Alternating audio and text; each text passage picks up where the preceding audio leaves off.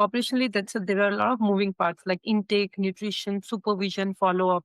Have you experimented with automating any of the processes? I'll give you an example. We have a smart portal where people go on before they come in and they answer questions that are dependent on their answers. So, and if it's yes, they've had diabetes, and it's going to ask a lot of questions that used to be extracted by physicians during examination. So we believe we save at least 20 minutes every single time we do an intake examination as a consequence of having a smart patient portal. And that information comes in ahead of time. So by the time the doctor sees the patient, we've already collected all the information that we need. We've ordered history. We've built a chart. It's relatively easy to record the data.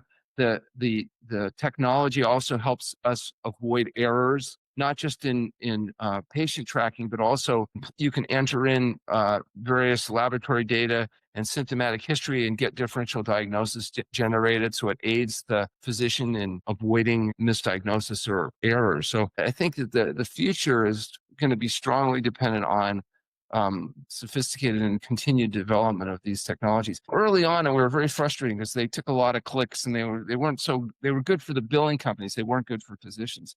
But I believe that that's actually getting much better now. Also, even simple things like patient questions can be very efficiently handled by artificial intelligence much more effectively than humans, not to mention they can work 24/7. People, 80% of our patients come from foreign countries, 50% come from out of state. And so being able to work on people's timelines is really important.